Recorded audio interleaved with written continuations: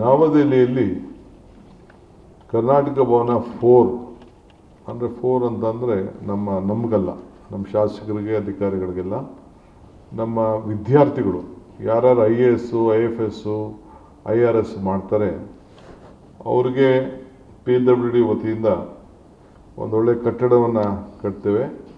ಅವರೆಲ್ಲ ಅಲ್ಲಿ ಇಳ್ಕೊಂಡು ವಿದ್ಯಾಭ್ಯಾಸವನ್ನು ಮಾಡಲಿಕ್ಕೆ ಅಲ್ಲಿ ಕೋಚಿಂಗ್ ಸೆಂಟ್ರಿಗೆ ಅವರಲ್ಲಿ ಇಲ್ಲೆಲ್ಲ ಹೋಗ್ತಾರೆ. ಸೊ ಒಂದೇ ಕಡೆ ಎಕ್ಸ್ಚೇಂಜ್ ಆಫ್ ಥಾಟ್ಸ್ ಎಲ್ಲ ಮಾಡ್ಕೊಳ್ಳಿಕ್ಕೆ ಅಲ್ಲಿ ಸ್ವಲ್ಪ ಜಾಗ ಕೊಟ್ಟಿದ್ದಾರೆ.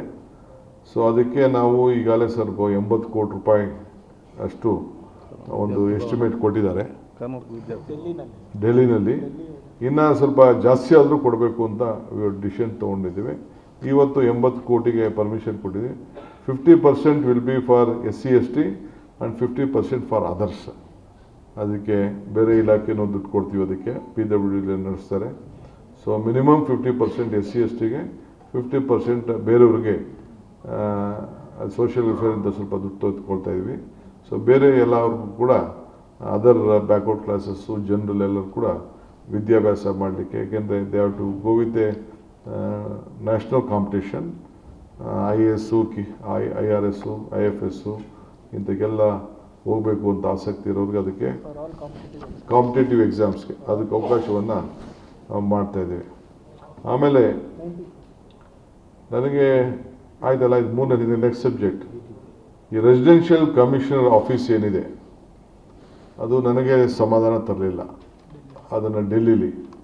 ಸೊ ಅದನ್ನು ರೀಆರ್ಗನೈಸೇಷನ್ ಮಾಡ್ತಾಯಿದ್ದೀವಿ. ಅಲ್ಲಿ ಹೊಸದಾಗಿ ಕೆಲವು ಸೆಟಪ್ ಮಾಡಿ ಡೆಲ್ಲಿಲಿ ಯಾವುದಾದ್ರು ಪ್ರಾಜೆಕ್ಟ್ಸ್ಗಳಿಗೆ ಅಪ್ಲೈ ಮಾಡಬೇಕು, ಯಾವ್ಯಾವ ಸ್ಕೀಮ್ಸು ಬೇರೆ ಬೇರೆ ರಾಜ್ಯದಲ್ಲಿದೆ. ತಮಿಳ್ನಾಡಲ್ಲಿ ಎಷ್ಟು ತೆಗೆದುಕೊಂಡು ಹೋಗ್ತಾ ಇದ್ದಾರೆ, ಆಂಧ್ರ ಎಷ್ಟು ತೆಗೆದುಕೊಂಡು ಹೋಗ್ತಾರೆ, ಮಹಾರಾಷ್ಟ್ರ ಎಷ್ಟು ಹೋಗ್ತಾ ಇದ್ದಾರೆ, ಬೇರೆ ಗುಜರಾತ್ ಅವರು ಏನು ತೆಗೆದುಕೊಳ್ತಾರೆ, ಆ ರೀತಿ ಎಲ್ಲ ಮಾಹಿತಿಯನ್ನು ಕಲೆ ಹಾಕಲಿಕ್ಕೆ ಅದಕ್ಕೊಂದು ಸಪ್ರೇಟ್ ಯೂನಿಟ್ನೇ ಸೆಟ್ ಮಾಡ್ತಾ ಇದ್ದೀನಿ. ಸಪ್ರೇಟ್ ಟೀಮ್ ಆಫ್ ಆಫೀಸರ್ಸ್ನ ನೇಮಕ ಮಾಡ್ತಾ ಇದ್ದೀನಿ.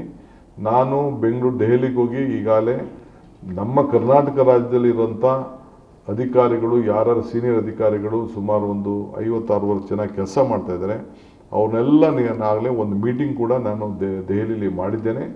ಅವ್ರ ಸಲಹೆಯನ್ನು ಕೂಡ ಪಡೆದಿದ್ದೇನೆ. ಅವರು ಬೇಕಾದಷ್ಟು ಸಲಹೆಗಳನ್ನು ಕೊಟ್ಟಿದ್ದಾರೆ.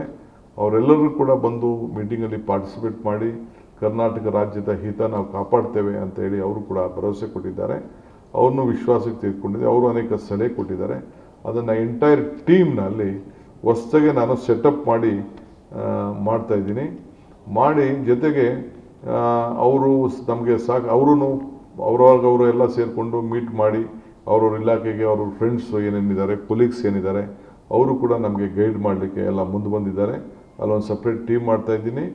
ಜೊತೆಗೆ ಕೆಲವು ಒಂದು 5-6 ಜನ senior IAS officers, IRS officers, IPS officers ಯಾರು ರಿಟೈರ್ಡ್ ಆಗಿದ್ದಾರೆ, ಡೆಲ್ಲಿಲಿದ್ದಾರೆ, ಅವ್ರನ್ನೂ ಕೂಡ ನಾನು ಅಪಾಯಿಂಟ್ಮೆಂಟ್ ಮಾಡಿಕೊಂಡು ಈ ಜವಾಬ್ದಾರಿಯನ್ನು ಅವ್ರಿಗೆ ವಹಿಸಲಿಕ್ಕೆ, ಅವರು ನಮಗೆ ಸಹಕಾರ ಮಾಡಲಿಕ್ಕೆ ಅವ್ರನ್ನೂ ಕೂಡ ನಾನು ಇನ್ವೈಟ್ ಮಾಡಿ ಮಾತುಕತೆನ ಎಕ್ಸ್ಪ್ಲೋರ್ ಮಾಡ್ತಾಯಿದ್ದೀನಿ.